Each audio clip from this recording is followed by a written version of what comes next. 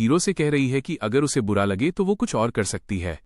वो मुस्कुराते हुए कहता है कि उसे लड़की का ये कॉन्फिडेंट रूप पसंद आ रहा है। वो मजाक में ये भी कह देता है कि अगर वो अपनी अंडरवियर भी उतार दे तो बेहतर होगा, पर फिर बात को संभाल लेता है। दोनों एक दूसरे का हाथ पकड़ते हैं। वे पानी के किनारे पहुंच चुके हैं। नाव तैयार है। जैसे ही वे पानी के पास पहुंचते हैं, हीरो एक लकड़ी की नाव कैनू दिखाता है। लड़की एकदम हैरान रह जाती है और चिल्लाती है। लड़की पूछती है, तुमने ये नाव कब बनाई और क्या इसे हाथ से तराशा है? हीरो बड़े आराम से बताता है कि उसे एक अच्छी क्वालिटी का गिरा हुआ पेड़ मिला था। हीरो अपनी टेक्निक समझाता है। वो कहता है कि उसने पेड़ के अंदरूनी हिस्से को पहले जला दिया, चार्ड था, जिससे लकड़ी नरम हो गई और उसे अंदर से खोदकर नाव का आकार देना आसान हो गया। लड़की की आंखें फटी की फटी रह जाती हैं। वो हीरो की इस सर्वाइवल स्किल को इसी के साथ उनका ये छोटा सा समुद्री सफर शुरू होता है। धूप चमक रही है और नाव पानी की लहरों को चीरते हुए आगे बढ़ रही है। लड़की खुशी से झूम उठती है। ये सच में तैर रही है। ये तो कमाल है। जहां लड़की का पैर लड़के के पैर को हल्का सा छूता है, पूरी तरह से लाल पड़ जाती है। वो इतनी नर्वस है कि उसके मुंह से सिर्फ एक आह निकलता है। लड़का भी चुपचाप उसे देख रहा है, जैसे वो समझ नहीं पा रहा कि अब क्या कहे। लड़का मन ही मन सोच रहा है, वो लड़की जितनी सुंदर है उतनी ही मासूम और बचकानी भी है। उसकी ये शर्मीली फितरत ही उसे सबसे अलग और क्यूट बनाती है। लड़का मन ही मन सोच रहा है कि ये लड़की आमतौर पर बहुत ही शर्मीली और शांत रहती है। कभी कभी तो वो बिल्कुल बच्चों जैसी हरकतें करती है, जिससे उसे संभालना थोड़ा मुश्किल हो जाता है। लड़का उससे पूछता है, तुम्हें सच में डाइविंग गोताखोरी करनी है? क्या तुम इसमें अच्छी हो? यस, हाँ। लड़की एक छोटे से फ्लैशबैक में बताती है कि जब वो छोटी थी तब गर्मियों की छुट्टियों में वो गांव में स्नॉर्कलिंग, पानी के ऊपर तैरकर नीचे देखना किया करती थी। लड़की कहती है कि वो सिर्फ सिलाई बुनाई सोइंग तक सीमित नहीं रहना चाहती। वो चाहती है कि वो सबके लिए और भी ज्यादा मददगार साबित हो सके, खासकर खाने का इंतजाम करने में। लड़का नोटिस करता है कि आज वो काफी कॉन्फिडेंट और बोल्ड महसूस कर रही है। वो नाव में उसकी तरफ झुकती है और काफी एक्टिव दिख रही है। लड़का उसे समझाता है कि उसे इतनी टेंशन लेने की जरूरत नहीं है। वह कहता है, मेरे हिसाब से तुमने सिलाई के काम में ही बहुत मदद कर दी है। आज हमारा छुट्टी का दिन है, तो बस एंजॉय करो। लड़का आगे कहता है कि अगर आज वे कोई मछली नहीं भी पकड़ पाते तो कोई बात नहीं, क्योंकि उनके पास पहले से पर्याप्त इनफ खाना मौजूद है। वो नहीं चाहता कि लड़की खुद पर ज्यादा दबाव डाले। वो जोश में आकर यस बोलती है। वो पूरी तरह से डिटरमाइंड है कि वो आज डाइविंग करके मछली पकड़कर ही रहेगी। सीन की शुरुआत होती है पानी के अंदर से। वे समुद्र की गहराई में पत्थर और समुद्री पौधों के बीच से लोबस्टर और बहुत सारे सीप शेल्स। वे खुश होकर कहते हैं कि ये समुद्र वास्तव में संसाधनों से भरा हुआ है। पानी से बाहर आते ही लड़का कहता है कि यहाँ का वातावरण इतना अच्छा है कि कीमती चीजों की कोई कमी नहीं है। लड़का हिनाको की एथलेटिक स्किल्स देखकर हैरान है। वो सोचता है कि हिनाको एक पारंपरिक समुद्री गोताखोर महिला बनने के काबिल है, लेकिन तभी उसे कुछ ऐसा दिखता है जिससे वो थोड़ा शर्मिंदा हो जाता है। हिनाको को जैसे ही एहसास होता है वो जोर से चिल्लाती है, क्या? हिनाको शर्म के मारे चिल्ला रही है और लड़का भी पूरी तरह से घबरा गया है। दोनों के चेहरे शर्म से लाल हैं। हिनाको अपना चेहरा छुपा लेती है, जबकि लड़का खुद को शांत करने की कोशिश कर रहा है। हिनाको की नजर दूर समुद्र में किसी चीज पर पड़ती है। वो हैरान होकर पूछती है। हिनाको इशारा करके पूछती है, क्या वो शार्क है? लड़का भी चौंक जाता है, लेकिन कहता है कि अभी वो दूर है, हमें धीरे धीरे दूरी बनाए रखनी चाहिए। पर डर के मारे हिनाको अपना आपा खो देती है। प्लीज सेव मी चिल्लाते हुए लड़के से लिपट जाती है। बेचारा लड़का तो पत्थर जैसा जम गया है। हमारा हीरो काफी घबराया हुआ है। वो मन ही मन सोच रहा है कि इस वक्त पैनिक करना बहुत भारी पड़ सकता है। साथ ही वो अपनी साथी को देखकर थोड़ा अजीब महसूस कर रहा है। हीरो लड़की को शांत करने की कोशिश करता है। वो कहता है, शांत हो जाओ, अगर तुम ऐसे ही शोर मचाओगी तो हमारी नाव। लेकिन बात बीच में ही कट जाती है। अचानक एक बड़ा झटका लगता है। हीरो की आंखें फटी की फटी रह जाती हैं, क्योंकि स्थिति उसके कंट्रोल से बाहर हो रही है। यहाँ हमें लड़की हिनाको का चेहरा साफ दिखता है। वो बहुत ज्यादा हैरान और शर्मिंदा है। उस दोनों एक साथ चिल्ला उठते हैं। अगले ही पल हमें पानी में एक बड़ा धमाका स्प्लैश दिखता है। हीरो पैनिक कर रहा है और सोच रहा है कि इस हलचल से कहीं वो शार्क का ध्यान अपनी तरफ न खींच लें। हिनाको पानी की सतह पर आकर चिल्लाती है, मैं मरने वाली हूँ, मुझे बचाओ। वो पूरी तरह से डरी हुई है। वो बेचारी पानी में हाथ पांव मार रही है और डूबने के डर से रोने जैसी हो गई है। हीरो उसे पीछे से पकड़ लेता है और सहारा देता है। कहता है, हिनाको, मुझ पर भरोसा रखो, सब ठीक हो जाएगा, बस सांस लो। शिनोमिया-सान बहुत घबराई हुई हाथ थामते हुए कहती है, शिनोमिया-सान, एक लड़का उसे शांत करने की कोशिश कर रहा है और कहता है कि अगर वो अब थोड़ा बेहतर महसूस कर रही है तो नाव पर वापस चढ़ जाए। लड़का शार्क को संभालने की जिम्मेदारी लेता है। वो कहता है, मैं शार्क को देख लूंगा, और पानी में छलांग लगा देता है, जिससे लड़की हैरान रह जाती है। पानी के अंदर लड़का देखता है कि एक व्हाइट आई शार्क उनकी तरफ आ रही है। वो जानता है कि ये शार्क इंसानों के लिए खतरा हो सकती है और वो लड़की को बचाने के लिए खुद को खतरे में डाल देता है। लड़का पानी के अंदर शार्क के व्यवहार को समझने की कोशिश कर रहा है। वो सोचता है कि शार्क शायद भूखी नहीं है, लेकिन शोर की वजह से उत्सुक क्यूरियस होकर उनकी तरफ आई है। वो शार्क के लोरेंजीनी ऑर्गन के बारे में सोचता है, जो उसके सिर के ऊपर होता है और शिकार को खोजने में मदद करता है। वो इसे ही अपना निशाना बनाने का फैसला करता है। लड़का अपनी पूरी ताकत लगाकर शार्क के सिर पर मुक्का मारता है ताकि वो अपनी सुनने और महसूस करने की शक्ति खो दे और वहां से भाग जाए। उसका प्लान काम कर जाता है। दूर जाने लगती है। लड़का चैन की सांस लेता है कि खतरा अब टल गया है। लड़का पानी से बाहर आता है। लड़की उसे सुरक्षित देखकर चिल्लाती है, शिनोमिया-सन। हिनाको उससे पूछती है, क्या तुम ठीक हो?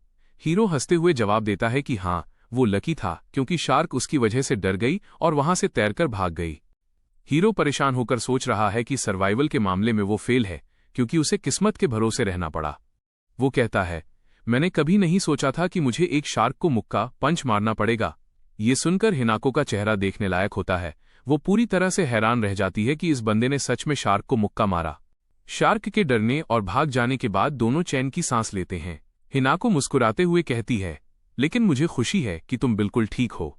तभी अचानक दूर एक चट्टान से आवाज आती है, हे ए।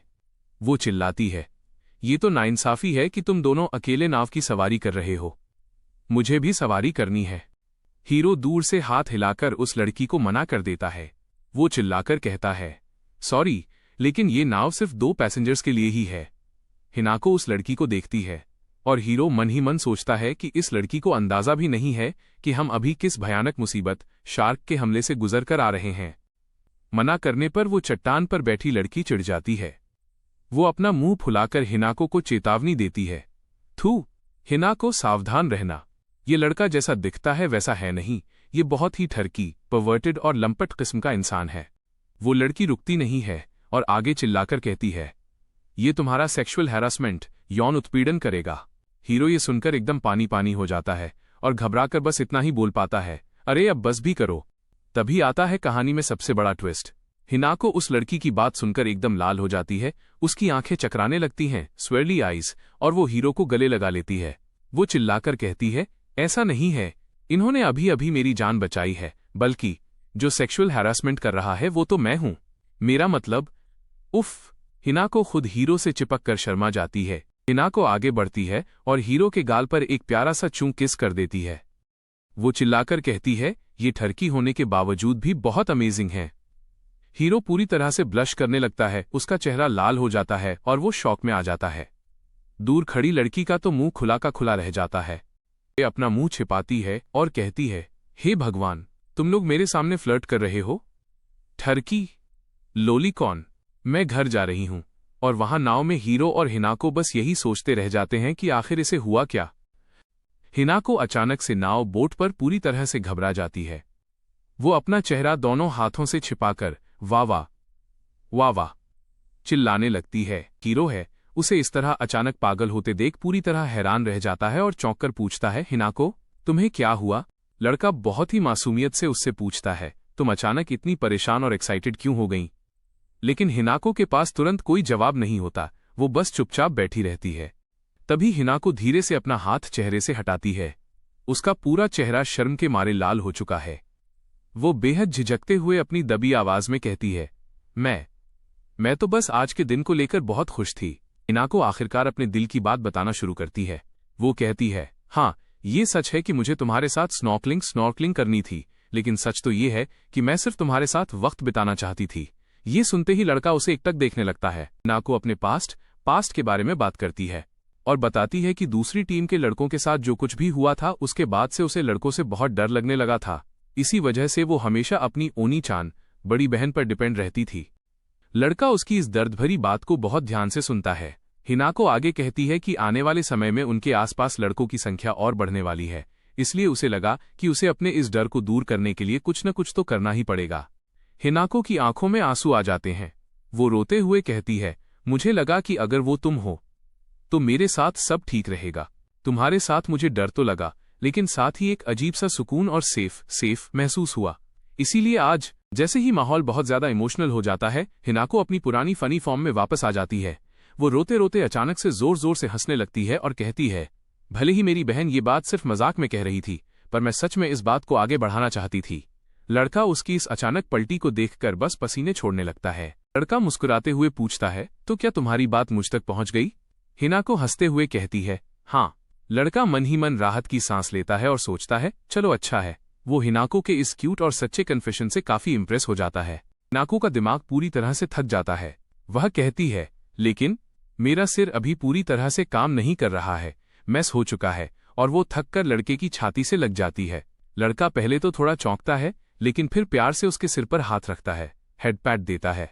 हिनाको खुद को बदलने की कोशिश कर रही है ताकि वो अपने आसपास के माहौल में ढल सके।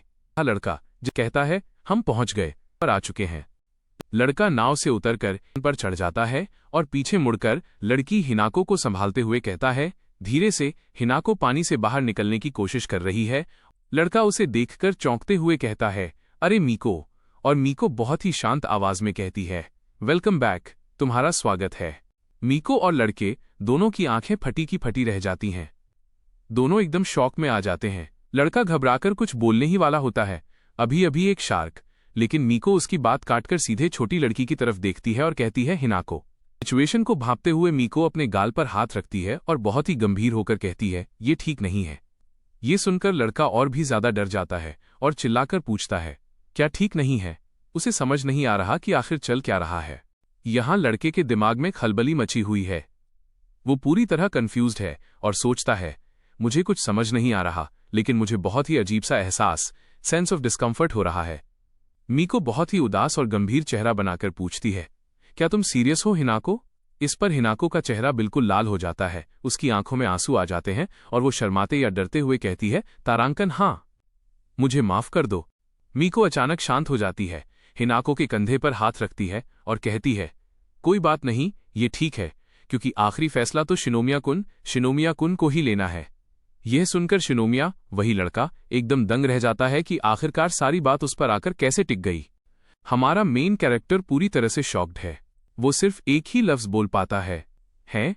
इन दोनों बहनों के बीच एक खामोश जंग शुरू होने वाली है और हमारा बेचारा हीरो और सोच रहा है, भाई मैं कहां फंस गया। Cut to the next scene. अब कहानी सीधे शिफ्ट होती है एक घने जंगल में, जहां जबरदस्त भागम भाग मची हुई है। हमारा ब्लैक हेयर वाला हीरो और चश्मे वाला कैरेक्टर पूरी जान लगाकर भाग रहे हैं। हाफते कांपते हुए उनकी हालत खराब हो चुकी है। वीज की आवाजें आ रही हैं। लेकिन तभी धड़ाम, एक कैरेक्टर पैर फिसलने की वजह से सीधे मुंह के बल जमीन पर गिरता है। पीछे से हमारा हीरो भी फुल स्पीड में दौड़ते हुए आ रहा है। का हाथ उठाकर चिल्लाता है, गोल। वहां मौजूद लड़कियां हैरान रह जाती हैं। एक लड़की कहती है, तुम तो बहुत तेज भागते हो, कागेयामा कुन। वहीं दूसरी लड़की इस पर यकीन ही नहीं कर पा रही है। रेस खत्म होने के बाद हमारा हीरो कागेयामा के पास आता है। वो अपनी कमर पर हाथ रखकर कहता है, यार मैंने तुम्हें पहले दौड़ने का मौका हैंडीकैप भी दिया था, फिर भी मैं तुम्हें पकड़ नहीं पाया। ऊपर से हम जंगल में दौड़ रहे थे, फिर भी तुम जीत गए। चौंककर पूछती है, ये कैसे पॉसिबल है? तुम तो ओटाकू क्लब या मांगा क्लब में थे ना? क्योंकि नॉर्मली माना जाता है कि ओताकू लोग दौड़ने भागने में कच्चे होते हैं। लेकिन कागेयामा स्टाइल मारते हुए कहता है, मैं अभी भी और भाग सकता हूं। और वो फुल एटीट्यूड में कहता है। कागेयामा मिडिल स्कूल में ट्रैक एंड फील्ड का लॉन्ग डिस्टेंस रनर था। स्पीड तो छोड़ो, उसका स्टैमिना भी नेक्स्ट लेवल है। ये देखकर बगल में खड़ी छोटी लड़की का मुंह खुला का खुला रह जाता है कि भाई ये इतना क्यों भाव खा रहा है। रात हो चुकी है, आसमान में तारे चमक रहे हैं और ये लोग आग जलाकर बैठे हैं। कागेयामा हंसते हुए कहता है, जब से हम इस आइलैंड पर आए हैं, हम सिर्फ जहरीले फल और घास फूस खाकर जिंदा थे, लेकिन आज उनकी लॉटरी लग गई है। चश्मे वाला कैरेक्टर हाथ में पकी हुई मछली और खाने के बर्तन, टेबलवेयर देखकर रोने वाला हो जाता है। वो कहता है, मैं कितना खुशनसीब हूं।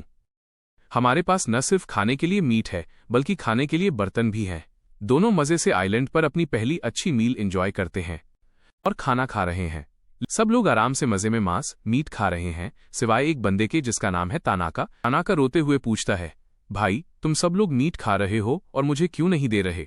तभी ग्रुप की एक लड़की कहती है, तारांकन देख भाई, ये मीट ईरी ने पकड़ा है और हम अभी इस पर एक्सपेरिमेंट कर रहे हैं। अगर फूड पॉइजनिंग से कोई मरा तो बहुत दिक्कत हो जाएगी। फिर वो आगे कहती है, लेकिन तानाका कुन के लिए तो ये कोई प्रॉब्लम नहीं होनी चाहिए, राइट? यानी सीधे शब्दों में कहें तो उन्होंने तानाका को अपना पॉइजन टेस्टर, जहर चेक करने वाला बना दिया है। तानाका हैरान होकर पास बैठे दूसरे लड़के से पूछता है, कहता है, अरे हमें उसे दुश्मनों पर जासूसी स्पाई करने के लिए भेजना है। लीडर समझाता है कि ये लड़का बहुत फुर्तीला है, हल्के पैरों से चलता है और इसकी प्रेजेंस ना के बराबर है, यानी ये कब आता है कब जाता है किसी को पता ही नहीं चलता। अगर ये पकड़ा भी गया तो अपनी स्पीड और स्टैमिना से भाग निकलेगा। जासूस लड़का तो खुश हो जाता है कि चलो मेरी तारीफ हुई, लेकिन बैकग्राउंड में हमारा तानाका चश्मा ठीक करते हुए मन ही मन रो रहा है कि वाह यार, तू तो जासूसी करने जा रहा है और मैं यहां जहर खा खाकर अपनी जान दांव पर लगा रहा हूं। तभी ऑरेंज बालों वाली लड़की तानाका के पास आती है और पूछती है, तारांकन कंजूस, तेरे पास कोई असली जिंदगी की स्किल या हॉबी है भी या नहीं? तानाका बड़े गर्व से ऊपर देखकर कहता है, मेरे पास सिर्फ एक ही चीज है, अल्टीमेट एनिमे नॉलेज। लड़की कहती है, ये क्या बकवास है? तो तानाका जोश में आकर अपनी असली गेमिंग स्किल्स दिखाता है। वो कहता है, तारांकन अरे सुनो, मैं आरपीजी गेम्स के स्टार्टिंग टाउन शुरुआती गांव में ही अपने कैरेक्टर का लेवल मैक्स आउट करने में माहिर हूं और मैं अपने गाचा गेम्स के सारे पॉइंट्स बचाकर रखता हूं। लड़की का रिएक्शन होता है, भाई तू तो अलग ही लेवल का सिरफिरा है। हमारा लीडर एमसी अपनी उंगली मुंह पर रखकर सोचता है और कहता है, तारांकन रुको, असल में यह स्किल यहां हमारे बहुत काम आ सकती है। लीडर समझाता है कि आइलैंड पर ऐसे बहुत से उबाऊ और बार बार किए जाने वाले काम, ग्राइंडिंग टास्क्स हैं जो सिर्फ तानाका जैसा सब्र रखने वाला बंदा ही कर सकता है, जैसे तिल और जैतून से तेल निकालना या खाना बनाने के लिए मसाले पीसना। तभी दूसरी लड़की एक डायरी लेकर आती है और कहती है, मैं चाहती हूं कि तुम हमारे सारे इन्वेस्टिगेशन और एक्सपेरिमेंट के रिजल्ट्स भी इस डायरी में नोट करो। ये सुनकर तानाका का तो दिन बन जाता है। लार टपकाते हुए वो कहता है, तारांकन धीरे धीरे डेटा इकट्ठा करना, यही तो असली मजा है।